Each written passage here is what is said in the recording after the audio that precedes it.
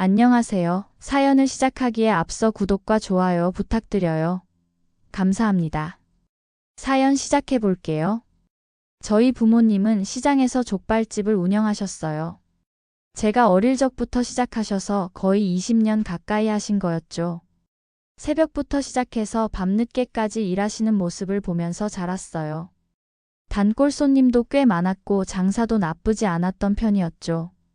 주말이면 포장 주문이 밀려서 정신없을 정도였으니까요. 오빠는 공부를 정말 잘했어요. 언제나 반에서 상위권이었고 결국 좋은 대학에 가서 지금은 대기업에 다니고 있죠. 저는 오빠와 달랐어요. 공부에는 별로 흥미가 없었고 책상 앞에 오래 앉아 있는 것도 못 견뎠거든요. 대신 손으로 뭔가 만드는 걸 좋아했어요. 친구들 화장해주고 네일아트 해주는 게 재미있었죠. 그래서 고등학교 졸업하고 미용 관련 전문 대학에 진학했어요. 거기서 메이크업부터 네일 헤어까지 여러 가지를 배웠죠. 졸업 후에는 취업해서 몇 년간 실무 경험을 쌓았어요. 손님 응대하는 법부터 최신 트렌드까지 현장에서 많은 걸 배웠죠. 그렇게 경력을 쌓고 나서 26살에 작은 네일샵을 차렸어요. 처음엔 작은 공간이었지만 손님들이 하나둘씩 늘어나면서 단골도 생기기 시작했어요. 입소문이 나면서 예약도 꽉꽉 차게 됐죠. 수입도 괜찮은 편이었어요. 자영업이라 매달 들쭉날쭉하긴 했지만 평균적으로 보면 웬만한 회사원보다는 훨씬 나았어요. 남편을 만난 건 네일샵을 운영한 지 2년쯤 됐을 때였어요. 단골 손님 중 한 분이 소개팅을 주선해 주셨죠.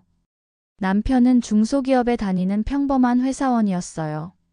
특별히 잘생긴 것도 아니었고 스펙이 화려한 것도 아니었지만 성실해 보였어요. 만나서 이야기를 나눠보니 정말 성실한 사람이라는 게 느껴졌어요. 데이트할 때도 과하게 돈을 쓰지 않았고 알뜰하게 계획을 세워서 움직였죠. 저는 그런 모습이 믿음직스럽게 느껴졌어요. 주변에 허세 부리면서 빚내서 데이트하는 남자들 이야기도 많이 들었거든요. 남편은 자기 형편에 맞게 검소하게 사는 사람이라고 생각했어요. 1년 정도 만나다가 결혼 이야기가 나왔어요. 남편 나이도 34이었고 저도 29이었으니 적당한 시기였죠. 양가 부모님께 인사드리고 결혼 준비를 시작했어요. 시댁은 시부모님과 남편보다 6살 많은 시누이가 있었어요. 시누이는 이미 결혼해서 7살 된 아들이 하나 있었죠. 처음 시댁에 갔을 때 다들 따뜻하게 맞아주셨어요. 시어머니는 제 손을 잡으시면서 잘 왔다고 반겨주셨고 시아버지도 과묵하지만 다정하신 분이셨어요. 시누이도 편하게 대해줘서 금방 친해질 수 있었죠. 시댁 형편은 그리 넉넉해 보이지 않았어요. 집도 오래된 빌라였고 살림살이도 소박했죠. 나중에 알게 됐는데 시아버지가 예전에 사업을 하시다가 실패하신 적이 있었대요.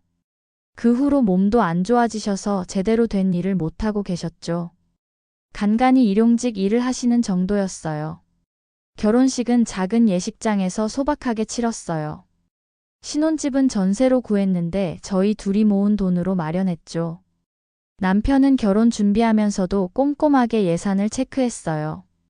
결혼 후에도 저는 네일샵을 계속 운영했어요.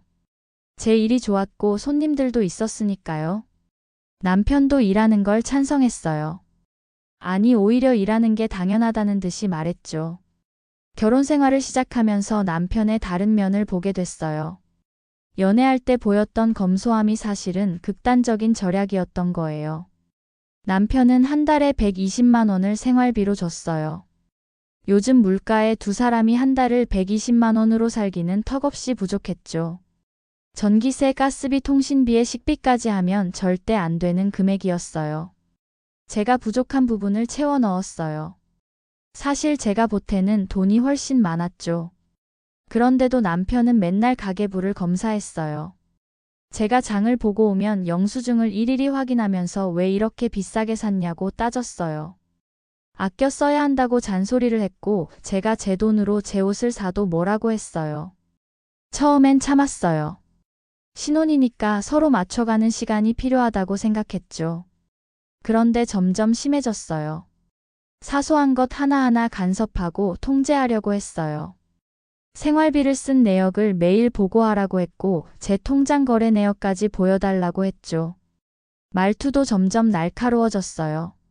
뭔가 마음에 안 들면 비꼬듯이 말했고 제가 실수하면 무시하는 투로 말했어요. 고쳐달라고 몇 번 얘기했지만 자기는 원래 그렇다면서 바꾸려고 하지 않았어요. 결혼하고 첫 어버이날이 왔을 때 정말 놀랐어요. 남편이 친정과 시댁에 각각 10만 원씩만 드리자고 한 거예요. 30 중반에 결혼한 남자가 부모님께 드리는 용돈이 그게 맞나 싶었어요. 제가 더 보태서 드리자고 했더니 각자 집은 각자 알아서 하자고 딱 잘라 말했어요. 그래서 저는 몰래 친정에도 더 드리고 시댁에도 더 드렸어요. 시어머니가 얼마나 좋아하시던지요. 그런데 나중에 시누이한테 들어서 알게 됐어요. 남편이 원래부터 그랬다는 걸요. 시누이가 조심스럽게 말해줬어요. 남편이 시부모님 생신 때도 항상 야박했다고요. 명절 때마다 회사에서 받은 선물 세트만 들고 왔고 추가로 용돈을 드린 적이 없었대요. 심지어 조카가 7살인데 지금까지 단 한 번도 용돈을 준 적이 없다는 거예요. 생일이나 명절에도 한 번도요. 너무 충격이었어요. 자기 조카한테조차 그렇게 인색할 수 있다니. 시누이는 미안한 듯이 말을 이었어요. 자기가 매달 50만 원씩 부모님께 드리는데 남편은 한 푼도 안 보탠다고요. 아들인데도요. 시아버지는 몸이 안 좋으셔서 일을 제대로 못 하셨어요. 한 달 수입이 100만 원도 채 안 됐죠. 시어머니도 간간히 일을 하셨지만 형편이 넉넉하지 않았어요. 그런데도 남편은 전혀 도와드리지 않았던 거예요. 그러다 시누이가 일을 그만두게 되면서 사정이 어려워져서 시댁에 돈을 보내는 게 힘들어졌어요. 그래서 저는 그때부터 남편 몰래 시댁에 돈을 보내드리기 시작했어요. 한 달에 100만 원씩이었어요. 처음에 시부모님이 엄청 사양하셨어요. 받을 수 없다고 여러 번 거절하셨죠. 하지만 제가 계속 설득했어요. 제가 번 돈으로 드리는 거니까 부담 갖지 말라고요. 결국 시부모님이 받아주셨어요. 시누이도 눈물을 글썽이면서 고맙다고 했어요. 너무 미안하다면서 어떻게 보답해야 할지 모르겠다고요. 저는 괜찮다고 했어요. 시부모님이 저한테 잘해주시는데 당연히 해야 할 일이라고요. 시어머니는 그 뒤로도 항상 제 걱정을 해주셨어요. 맛있는 반찬 만드시면 가져다 주시고 제가 좋아하는 과일이 나오면 꼭 사서 보내주셨죠. 시누이도 좋은 게 생기면 나눠주고 사소한 거라도 챙겨주었어요. 그런 것들이 저한테는 정말 소중했어요. 돈의 문제가 아니라 마음이었으니까요. 시댁이라고 해서 불편하지 않았어요. 오히려 편했죠. 반대로 남편의 태도가 더 불편했어요. 명절이나 기념일 때마다 제가 혼자 다 준비했어요. 남편 몰래 시댁 선물도 사고 친정 선물도 샀어요. 친정 부모님께도 매달 용돈을 따로 보내드렸고요. 남편은 자기가 준 생활비만 따졌죠. 결혼 2년 차가 되던 해에 임신을 했어요. 처음엔 정말 기뻤어요. 떨리는 마음으로 남편에게 말했어요. 그런데 남편의 반응은 예상과 완전히 달랐어요. 좋아하기는커녕 표정이 굳더니 한참을 말이 없었어요. 그러더니 지금은 시기가 안 좋다고 했어요. 조금 더 자리를 잡은 다음에 아이를 가지면 안 되겠냐고요. 믿을 수가 없었어요. 우리 결혼한 지 2년이나 됐는데 무슨 소리냐고 했죠. 그랬더니 남편이 진짜 충격적인 말을 했어요. 아이를 지우자고요. 지금 낳으면 계획이 다 틀어진다고요. 나중에 생각해보니 이유를 알 것 같았어요. 제가 아이를 낳으면 일을 못하게 되잖아요. 사람을 더 써야 하니까 제 수입이 줄어드는 거죠. 남편은 그게 싫었던 거예요. 자기 생활비 부담이 늘어나는 게요. 저는 절대 지울 수 없다고 했어요. 이건 우리 아이고 제가 낳을 거라고요. 남편은 몹시 불만스러워했지만 더 이상 말하지는 않았어요. 대신 냉랭하게 대했죠. 임신 초기라 입덧이 심했어요. 아침마다 화장실에 매달려 토하고 하루 종일 속이 메스꺼웠어요. 네일샵 일하는 것도 힘들었죠. 아세톤 냄새만 맡아도 구역질이 났으니까요. 그런데 남편은 전혀 신경 쓰지 않았어요. 힘들다고 하면 임신한 여자들 다 그렇게 산다면서 대수롭지 않게 넘겼어요. 오히려 집안일을 제대로 못한다고 불평했죠. 설거지가 쌓여 있다고 아침부터 짜증을 냈고 빨래를 안 개켰다고 퇴근해서 뭐라고 했어요. 그렇게 임신 4개월쯤 됐을 때 엄마한테서 전화가 왔어요. 목소리가 떨리고 있었어요. 아빠가 가게에서 쓰러지셔서 병원에 실려갔다고요. 심장이 철렁했어요. 급하게 병원으로 달려갔죠. 가는 내내 온갖 생각이 다 들었어요. 큰 병이면 어쩌나 수술해야 하면 어쩌나. 병원에 도착했을 때 아빠는 응급실 침대에 누워 계셨어요. 의식은 있었지만 안색이 안 좋아 보였죠. 당분간 입원해서 치료를 받아야 한다고 했어요. 다행히 큰 병은 아니었어요. 하지만 앞으로 관리를 잘해야 한다는 말을 들었죠. 아빠는 평소에도 건강검진 같은 거 잘 안 받으셨거든요. 장사하느라 바쁘다고 늘 미루셨어요. 엄마는 제 손을 꼭 잡으시면서 걱정하지 말라고 하셨어요. 당분간 엄마 혼자서 가게를 하신다고 했어요. 오빠도 퇴근하고 오기로 했대요. 저는 아빠 얼굴을 보면서 눈물이 났어요. 평소엔 건강하신 줄 알았는데 이렇게 갑자기 아프실 수도 있구나 싶었죠. 병실로 옮기고 나서 저는 남편한테 문자를 보냈어요. 아빠가 입원하셨으니 병원에 와달라고요. 1시간이 지나도 답장이 없었어요. 전화를 걸어도 받지 않았죠. 2시간쯤 지났을까요? 드디어 남편한테서 문자가 왔어요. 그 내용을 보는 순간 손이 떨렸어요. 자기 돈으로 친정에 돈 쓰지 말라는 내용이었어요. 우리 아빠가 입원하셨는데 괜찮냐는 말은 한마디도 없었어요. 걱정하는 말도 위로하는 말도 없이 자기 돈 쓰지 말라는 말만 있었죠.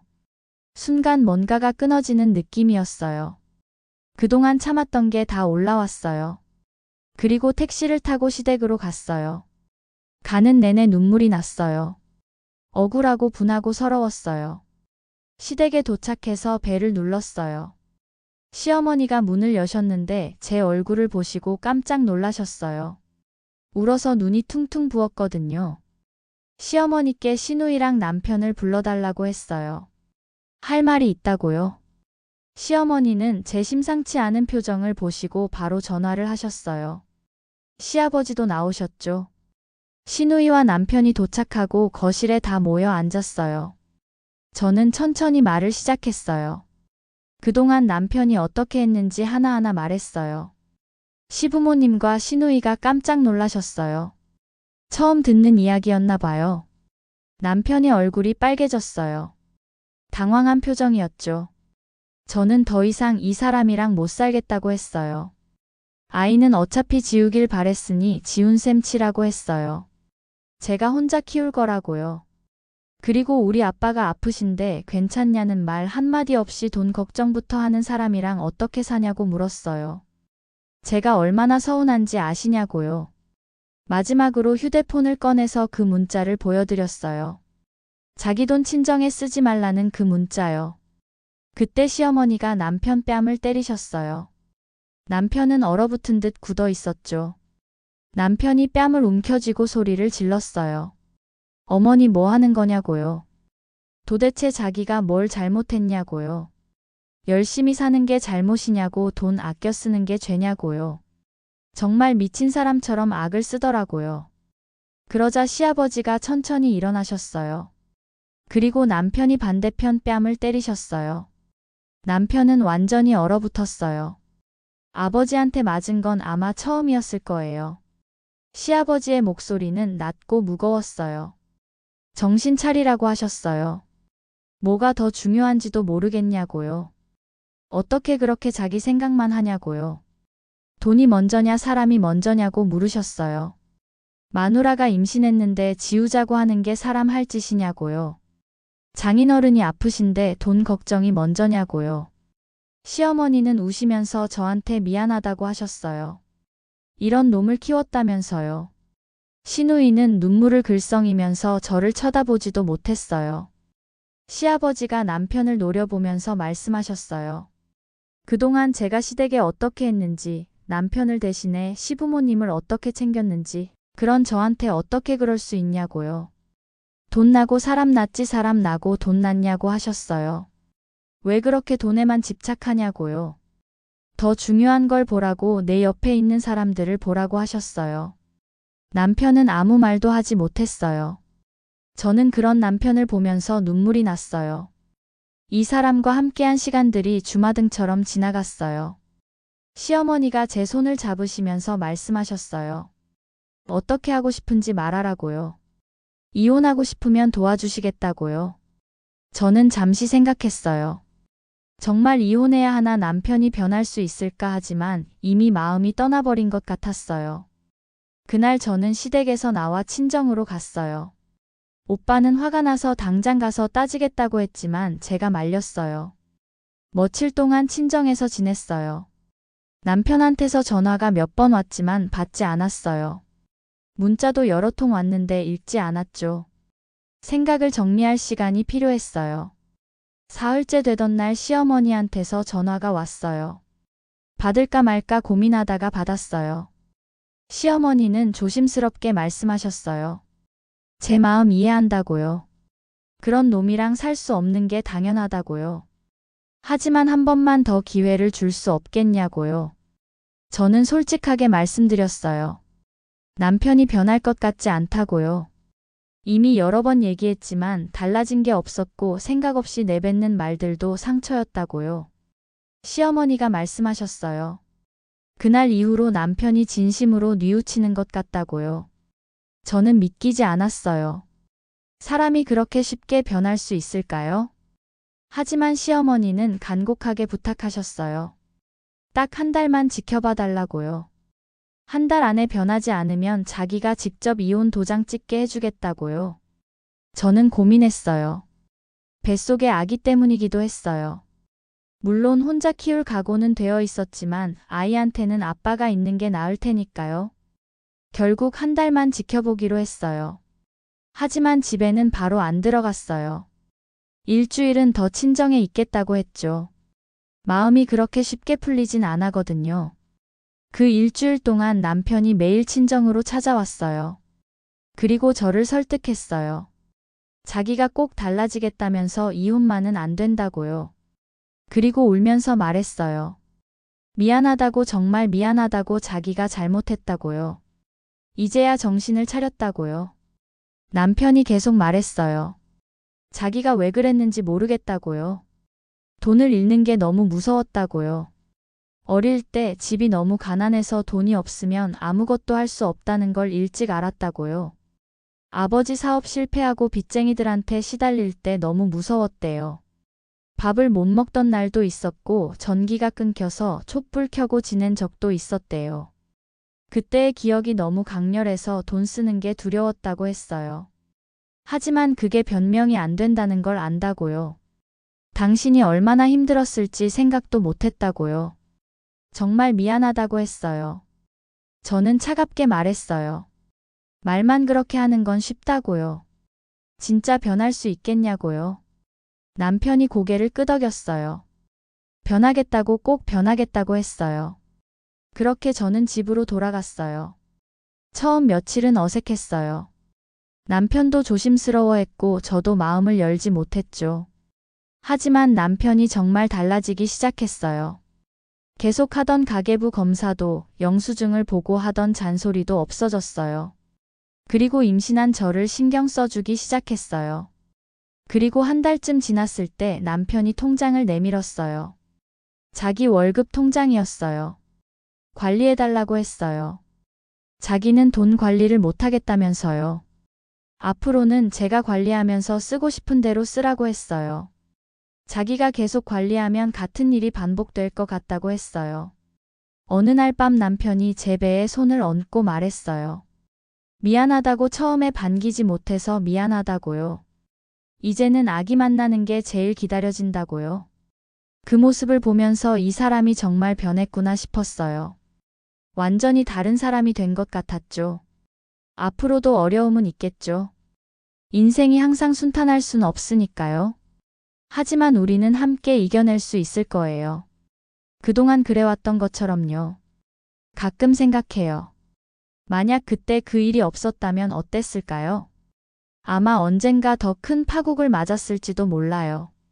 시부모님이 남편을 깨워주셨고 남편도 정신을 차렸어요.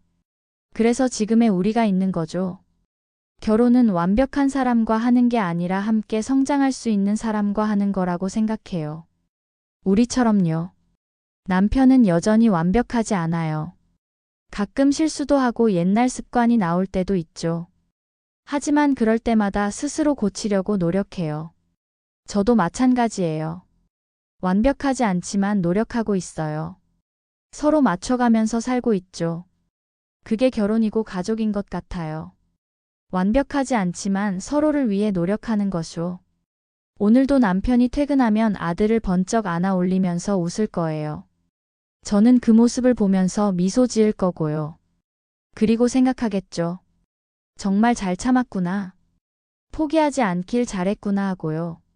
앞으로도 우리는 잘 살 거예요. 돈보다는 옆에 있는 사람을 더 소중하게 여기면서요. 그게 제 바람이에요. 제 긴 이야기를 끝까지 들어주셔서 감사합니다. 구독과 좋아요, 알림 설정까지 잊지 마세요.